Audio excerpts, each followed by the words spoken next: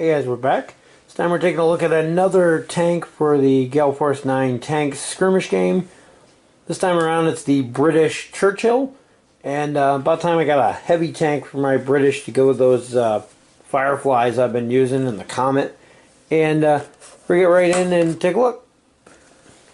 So we're able to look at our assembled and painted Churchill. Still wish they all came painted. I hate painting. But nice to have a heavy. Instructions on this one actually look pretty good. They go into a bit more detail than some. They even show alternate builds where a lot of them only show you one and don't show you any of the options. This has two different turrets. Hopefully all the parts are there, what it looks like to build both, so you can switch back and forth depending on what one you're looking to use. So a quick look at our spruces here. Obviously I haven't put mine together yet. Got our tracks there, the lower hull. There's our upper hull. This looks like the front, maybe. I'm guessing at what these are. There's some hatches. That's some kind of vent or exhaust. Some more doors, extra track links, some fuel tanks. Those look like the front pieces of the track guards there. And the other one here, we have all the pieces to make our turrets. It's like two different bottom turrets, two different top turrets. There's another fuel tank there. This is a gun mantle. There's our barrels of our guns. Another one of that, whatever it is. This might be the front. Still have no idea what that piece actually is. I should look at the instructions. The important parts, though, are under the cards. And you don't actually get the Churchill in the base game, so these are the only ways to get these cards. It comes with two. You have your standard Churchill, which is a heavy tank. It's got the semi-indirect fire, which is the British ability there.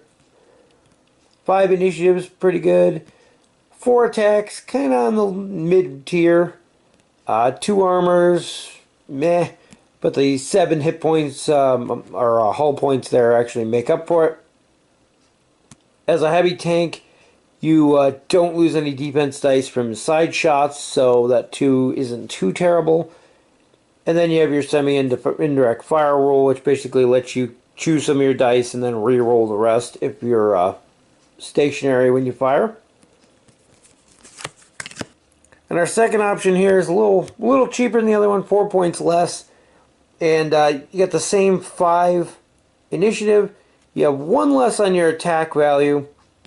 Same armor, same hull, same heavy tank ability. But you gain this hull artillery. And when shooting, you can choose to fire as an assault gun. If you do, you gain the artillery rule, which allows you to bypass closer tanks to fire at ones that are farther away, which is kind of nice, even if they're blocking your way. And it's worth noting on here that they both have the hull-mounted machine gun here has been replaced with the hull-mounted artillery here. It also does say that it still has the semi-indirect fire rule, which is the British ability, so I'm assuming it still has it, and they just didn't have room for the text on there.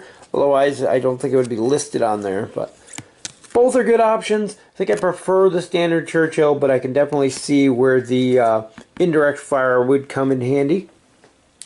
Onto our upgrade cards, we start here with our unique commander, Norris King. He gives us +1 armor, as well as Churchill tanks in our platoon can attempt to repair up to 2 critical cards each turn instead of just 1.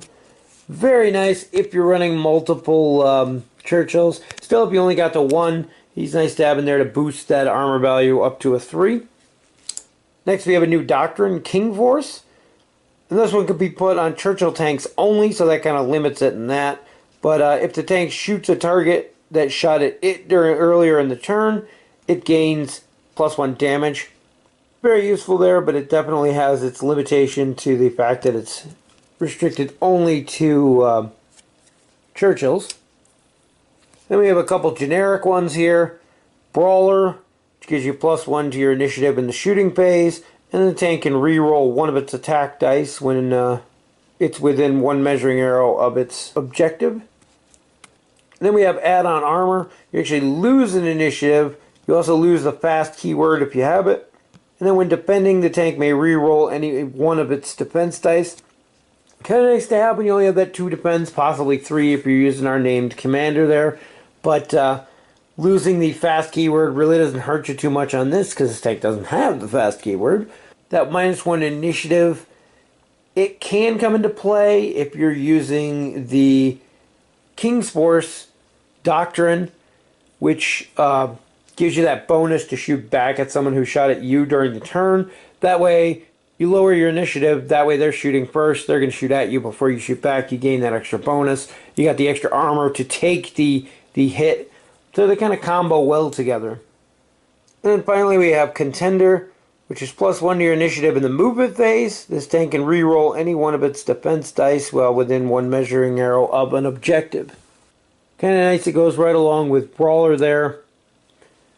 Overall, everything that comes here combos really well together. The +1 armor from the Commander, the extra armor from the add-on armor lets you to re-roll. Brawler and Contender both give you bonuses to your initiative, while added armor takes it off. So they kind of negate each other out. Although, like I said, if you're using the King Force, you want that lower initiative. You want something to shoot at you first so you can get that bonus to shoot back. Keep that in mind when you're putting your build together. Overall, though, it's a really interesting pack, and I can't wait to get mine out on the field and give my poor Fireflies something to back them up and give them some much-needed heavy support. Haven't actually put my model together yet, obviously, by it still being on the spruce. But if I get it done in relatively quick time, I will add that in here so you can take a look at it. And there's a look at our finished Churchill model. And it does come with instructions for almost all of the extra bits, except you get the turrets for both, but you can't swap out the front glacial plate here where the hull-mounted gun is. So I put the larger one on there for the artillery version, even though I might not necessarily use that, just so it's on there. But again, cool tank, and I can't wait to get it on the field alongside with my Shermans. Very long tank too, if you're not familiar with it, compared to the Sherman Firefly there. Overall, though, it's a really good looking tank. Definitely much needed support for the British. And that's going to wrap it up for our look at the Churchill. As always, thank you guys for watching, and we'll see you in the next video.